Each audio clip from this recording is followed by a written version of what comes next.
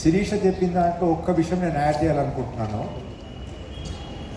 Childhood glaucoma most dangerous form that is undetected 15 age గ్రూప్లో వస్తుంది.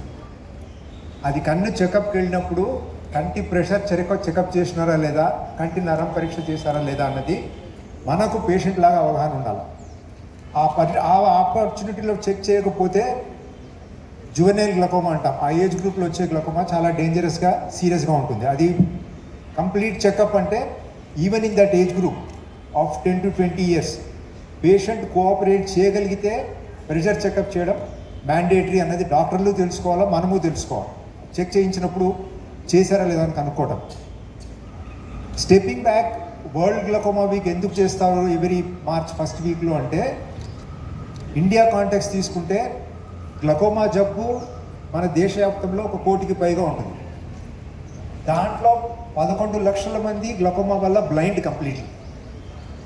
మా సెకండరీ సెంటర్స్లో ఎగ్జామిన్ చేస్తున్నప్పుడు 100 పేషెంట్లలో 6 మంది గ్లకోమా ఉంటుంది యావరేజ్ పర్ డే చూసినప్పుడు. ఆ 6 మందిలో 1-2 కంప్లీట్లీ బ్లైండ్ ఉంటారు. So that is the seriousness of the problem.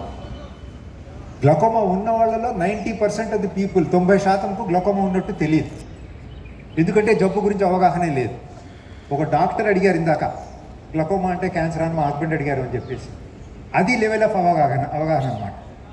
మనకు కంట్లో క్యాటరాక్ట్ ఆపరేషన్ చేస్తే మల్టీఫోకల్ లెన్స్ పెట్టుకోవాలని తెలుసు, కంట్లో గ్లాసెస్ ఉంటే రిఫ్రాక్టివ్ సర్జరీ చేయించుకొని గ్లాసెస్ తీయించొచ్చని తెలుసు. కానీ కన్ను పరీక్ష చేయించినప్పుడు డయాబెటిక్ రెటినోపతినో గ్లకోమా మనకు తెలియకుండా డేంజరస్ డిసీజ్ ఏదైనా ఉందా అన్న అవగాహన మనందరిలో ఉండాలి. ఆ అవగాహన పెంచడానికే ఈ వరల్డ్ గ్లకోమా వీక్ ఉద్దేశం అన్నమాట. Thank you.